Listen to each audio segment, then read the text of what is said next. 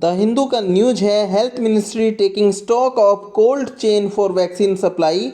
तो हमारे भारत सरकार का जो स्वास्थ्य मंत्रालय है वह जो है भारत की जो वैक्सीन की आपूर्ति के लिए जो कोल्ड चेन है उसका हिसाब किताब, उसका जो है उसका जो सामंजस्य रहेगा भारत भर में वैक्सीन का आपूर्ति, वैक्सीन का वितरण करते समय उसकी सामंजस्य को बनाने में जो है आपका भारत सरकार का स्वास्थ्य मंत्रालय इसके बारे में प्रयासरत हो गया है कि सामंजस्य किस प्रकार बेहतर तरीके से बनाया जा सकेगा।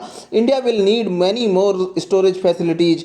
तो ये अभी जो है इसी सप्ताह के साइंस एंड टेक्नोलॉजी का पेज जो संडे के दिन आया था द हिंदू में, उसमें ये कहा गया था कि -70 डिग्री सेंटीग्रेड से -80 डिग्री सेंटीग्रेड तक के तापमान की आवश्यकता पड़ेगी जब कोरोना वायरस की वैक्सीन को वितरित किया जाएगा भारत के आम आदमी के घर तक, यानी कि भारत के आंतरिक क्षेत्रों में, भारत के गांवों और शहरों में जब वैक्सीन का वितरण किया जाएगा तो ये इतना आसान नहीं होगा सरकारी मशीनरी के लिए कि जिस प्रकार परंपरागत रूप से भारत के जो टीकाकरण कार्यक्रम के अंतर्गत छोटे बच्चों का टीकाकरण जब किया जाता है तो पोलियो की वैक्सीन को जिस प्रकार की एएनएम, आशा, आंगनबाड़ी कार्यकर्ता और जो अन्य जो आपके जो स्वास्थ्यकर्मी हैं वो घरों तक ले जाते हैं, उसमें स्टोरेज की जो तापमान की जो आवश्यकताएं होती हैं वो इतनी असाधारण नहीं होती जितनी असाधारण आवश्यकता आपके कोरोना वायरस की वैक्सीन के वितरण के समय उसको ले जाते समय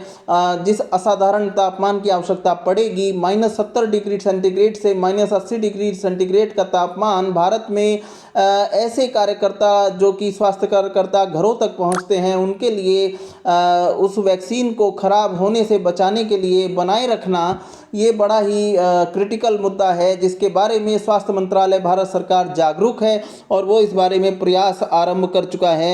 आइए ये हमारा न्यूज पढ़ते हैं। The union health ministry has said it's expert committee on vaccine administration is looking at the status of vaccine development world wide. तो केंद्रीय स्वास्थ्य मंत्रालय ने कहा कि हमारी जो इन्होंने एक एक्सपर्ट कमेटी बनाई हुई है, भारत के स्वास्थ्य मंत्रालय ने एक विशेषज्ञ समिति बनाई हुई है वैक्सीन एडमिनिस्ट्रेशन को लेकर। जब आप किसी दवाई के प्रति एडमिनिस्ट्रेशन शब्द का प्रयोग करते हैं, जैसे कि लिखा गया है वैक्सीन एडमिनिस्ट्रेशन, तो यानी आप एडमिनिस्ट्रेशन का वैसे तो शाब्दिक अर्थ प्रशासन होता है, लेकिन जब दवाई खाते हैं हम लोग, जब दवाई लेते हैं तो एडमिनिस्टर का मतलब होता है ड्रग को हम एडमिनिस्टर करते हैं, यानी कि जब आप दवाई को लेते हैं, जब आप दवाई खाते हैं तो उस समय आप ड्रग को एडमिनिस्टर कर रहे होते हैं, यानी कि वायरस की जो वैक्सीन है उसके एडमिनिस्ट्रेशन अर्थात उसको आम आदमी तक पहुंचाने और आम आदमी को उसके टीकाकरण की जो पद्धति है उसके विषय में आपके केंद्रीय स्वास्थ्य मंत्रालय ने एक विशेषज्ञ समिति का गठन किया हुआ है। वह विशेषज्ञ समिति पूरे विश्व भर में वैक्सीन के मामले पर जो विकास हो रहा है उस पर नज़र बनाए हुए है और इट्स रेगुलेटरी अप्रूवल्स, ये रेगुलेटरी अप्रूवल, ये विशेषज्ञ समिति जो है भारत में नियामक संस्था की भांति जो है कुछ रेगुलेटरी अप्रूवल्स, कुछ स्वीकृतियां प्रदान करेगी। उसके बाद ही आपके देश में कोरोना वायरस की वैक्सीन का वितरण संभव होगा। इसके अलावा लॉजिस्टिक्स रिक्वायरमेंट, जो आवाजाही की समस्याएं होंगी वैक्सीन को गांवों और देहात तक, शहरों तक वितरित करते समय जो यातायात संबंधी और उसको लाने ले जाने की जो समस्याएं हैं उसके प्रति भी उसका प्रबंधन भी ये विशेषज्ञ समिति करेगी। एंड डोज रिक्वायरमेंट, और कितनी मात्रा जो है किसी रोगी को दी जानी है, किसी व्यक्ति को कितनी मात्रा में उस वैक्सीन का डोज दिया जाना है, उसकी खुराक जो है उसकी मात्रा का निर्णय भी ये विशेषज्ञ समिति ही लेगी। तो ये सब कार्य जो है हमारी इस स्वास्थ्य मंत्रालय की विशेषज्ञ समिति के हैं। इसका नाम है expert committee on vaccine administration. ठीक है, नाम को अंग्रेजी में ही याद रखिए, हिंदी बनाने के चक्कर में आप इसका अनर्थ मत कर बैठिएगा। तो इसको आगे पढ़ते हैं। Priority population groups, priority population groups कौन होंगे? पहला है जो प्रायोरिटी जो प्राथमिकता प्राप्त समूह, जनसंख्या के प्राथमिकता प्राप्त समूह जो है उसकी कुछ कसौटियां बनाई गई हैं। आगे हमारे समाचार में आ सकता है। नहीं तो मैं आपको बता दूंगा कि एक तो वृद्ध लोग जो कि 60 वर्ष की आयु से ऊपर के हैं वह प्रायोरिटी ग्रुप्स में हैं। इसके अलावा छोटे बच्चे जो हैं प्रायोरिटी ग्रुप्स में हैं, महिलाएं जो हैं वो प्रायोरिटी ग्रुप्स में हैं, और इसी प्रकार फिर युवा लोग जो हैं जिनको कोमॉर्बिडिटीज़ हैं, यानी कि अब जैसे कि 60 वर्ष से अधिक आयु के लोग जो कि दूसरी खतरनाक कोमॉर्बिडिटीज से ग्रस्त हैं वह प्राथमिकता ग्रुप में हैं। उसी प्रकार जो ऐसे लोग जिनकी आयु 40 वर्ष से और 50 वर्ष के बीच में है परंतु वो भी कोमॉर्बिडिटीज के शिकार हैं, ऐसे बहुत से लोग हो सकते हैं जो 40 से 50 वर्ष की आयु के समय शुगर, हार्ट इशू या फिर इस तरह की बीमारियों के शिकार हो, कोमॉर्बिडिटीज कहते हैं इन बीमारियों को, इनके शिकार होते हैं। तो ऐसे में ये भी प्रायोरिटी ग्रुप में है। ये सब द हिंदू के साइंस एंड टेक्नोलॉजी के पेज पर संडे के दिन जो आता है उसमें हम पहले ही पढ़ चुके हैं, इसलिए यहाँ प्रायोरिटी पॉपुलेशन ग्रुप्स का जो है विवरण हम वहाँ से रेफ़र करके आपको थोड़ा बताया है मैंने, और इसके औपचारिक नोट्स आपको उपलब्ध करा दिए जाएंगे। आप नीचे कमेंट सेक्शन में जो है बता सकते हैं, अपना नंबर दे सकते हैं ताकि आपको व्हाट्सएप पे इसके नोट्स भेजे जा सकें। तो priority population groups identified by the government, सरकार ने कुछ प्राथमिकता प्राप्त समूहों की जो है जनसंख्या के प्राथमिकता प्राप्त समूहों की पहचान की है। No matter where they are stationed in urban और रूरल एरियाज, इस बात से फ़र्क नहीं पड़ता कि वे प्राथमिकता प्राप्त जनसंख्या के समूह जो है वो अर्बन यानी नगरीय क्षेत्रों में रहते हैं अथवा ग्रामीण क्षेत्रों में रहते हैं, would be given Covid vaccine, उन सभी को कोरोना वैक्सीन दी जाएगी। India however will need many cold storage facilities, Bharat को बहुत बड़े पैमाने पर कोल्ड स्टोरेज फैसिलिटीज़ को विकसित करने की आवश्यकता पड़ेगी। We are now taking stock of storage facilities, हमने आंकड़े मंगाए हैं, जो स्वास्थ्य मंत्रालय की विशेषज्ञ समिति है उन्होंने आंकड़े मंगाए हैं कि कितनी संख्या में कोल्ड स्टोरेज वर्तमान में भारत भर में उपलब्ध हैं, और कितना इक्विपमेंट उपलब्ध है, कितने उपकरण उपलब्ध हैं। We are now taking stock of storage facilities are well equipped to augment our capacity, और अपनी क्षमता का संवर्धन करने के लिए हम कटिबद्ध हैं। ये सब बातें आपके स्वास्थ्य सचिव राजेश भूषण ने कही एक प्रेस कॉन्फ्रेंस में। ही सेड 62% ऑफ कोविड-19 deaths reported in the last 24 hours were from Maharashtra, Delhi, West Bengal, Uttar Pradesh, Kerala and Punjab. उन्होंने कहा कि पिछले 24 घंटे में जो सर्वाधिक मृत्यु जो है कोरोना के कारण जहां से दर्ज की गई हैं वो हैं महाराष्ट्र पहले स्थान पर, दिल्ली दूसरे स्थान पर, वेस्ट बंगाल तीसरे स्थान पर, उत्तर प्रदेश चौथे स्थान पर, केरल पांचवें स्थान पर और पंजाब छठे स्थान पर। Indian council of medical research director, जो Indian council of medical research नाम की संस्था है, उसके जो महानिदेशक हैं, डायरेक्टर जनरल हैं, उनका नाम है बलराम भार्गव। आप बलराम भार्गव का नाम याद रखिए। ICMR के ये वो हैं डायरेक्टर जनरल हैं, महानिदेशक हैं। इसके साथ ही पता लगाइए कि ICMR की शाखाएं भारत में कहाँ कहाँ हैं, इसका गठन किस वर्ष में हुआ था, और साथ ही साथ कि इसका जो इसका मुख्य कार्यालय भारत में कहाँ है। ठीक है, ये सब बातें पूछे जाने योग्य हैं। संस्थाएं और उनके मुख्य कार्यालय, उनकी स्थापना के वर्ष, उनके CEO या फिर उनके मैनेजिंग डायरेक्टर्स के नाम, उनके अध्यक्षों के नाम, ये सब जो है ये लूसेंट टाइप के जो फैक्ट होते हैं वास्तव में द हिंदू में ही समाहित रहते हैं।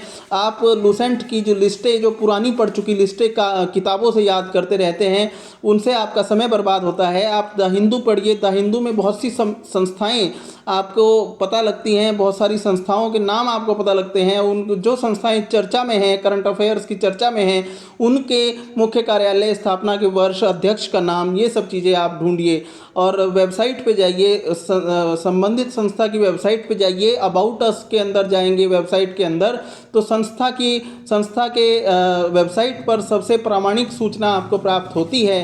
गूगल पे मत ढूंढिए, संस्था की वेबसाइट पर ढूंढिए, वहाँ से आपको पूरी जानकारी सटीक रूप से प्राप्त होती है। तो आगे अखबार लिखता है, द हिंदू लिखता है, Indian council of medical research director general Balram Bhargava said the spike in number of cases in Delhi can be attributed to rise in population क्योंकि दिल्ली की जनसंख्या काफ़ी ज़्यादा है, इसलिए दिल्ली में फिर से एक बार जो है कोरोना के जो संक्रमण के मामले हैं उनमें वृद्धि हो गई है। इसके अलावा ठंड का मौसम आ गया है। इसके अलावा फेस्टिवल सीजन जो है आपके देश में दीपावली का त्यौहार, इसके कारण भीड़ की स्थिति बढ़ रही है। और लैक्सिसिटी इन कोविड-19 अप्रोप्रिएट बिहेवियर, जो कोरोना अनुकूल व्यवहार है अर्थात मास्क लगाना, हाथों को सैनिटाइज करना और सोशल डिस्टेंस बनाए रखना, ये तीनों जो घटक हैं कोरोना अनुकूल व्यवहार के, इसमें थोड़ी लापरवाही लोग बरत रहे हैं। ये सब कारण हैं कोरोना के दिल्ली में केसेस के बढ़ने के पीछे। The health ministry on Tuesday said India has registered less than 40,000 daily के न्यू केसेस आफ्टर 6 डेज। तो 6 दिन का आंकड़ा अगर देखें तो अब भारत में 40,000 केस नए आ जाते हैं प्रतिदिन। तो इस तरह नंबर थोड़े से बढ़ रहे हैं। The number of daily new covid cases in the last 24 hours is 38,073।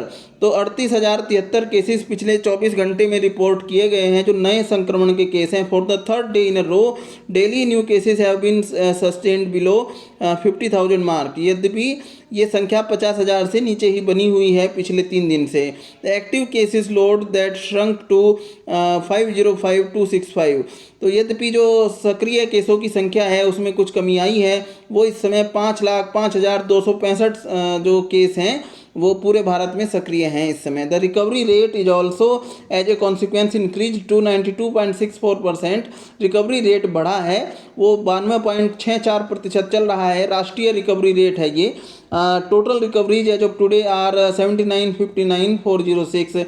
आज तक की जो कोरोना से जो संक्रमण से ठीक होने वाले लोगों की संख्या है 79,59,59,406 है। The gap between recovered cases and active cases has widened. तो अब ये इम्पोर्टेंट बात है, इस सारे में आप सोचेंगे कि ये प्रतिदिन के आंकड़े क्या ये हमें याद करने हैं? नहीं, आपको ये तो नहीं याद करने होते, एक मोटा अंदाज़ा आपको होना चाहिए केवल।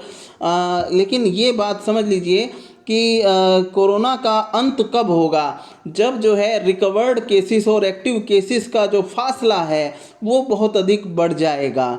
तो ये आपको दिखाता है कि क्या कोरोना का पतन हो रहा है अथवा नहीं, कोरोना की बीमारी गायब हो रही है कि नहीं। ये आंकड़ा महत्वपूर्ण है। The gap between recovered cases and active cases has widened to 74,54,141। अब ये थोड़ा हमारे देश में बढ़ रहा है। रिकवर्ड केसेस और एक्टिव केसेस के बीच का जो अंतर है ये बढ़ना चाहिए, ये अच्छी बात है, ये कोरोना का पतन दिखाता है।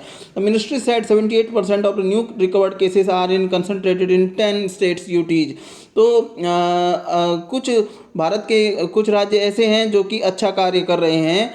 78% जो नए रिकवर्ड केसेस हैं, जो लोग तेज़ गति से ठीक हो रहे हैं, ऐसे 78% केस भारत के 10 राज्यों और संघ शासित प्रदेशों से संबंधित हैं।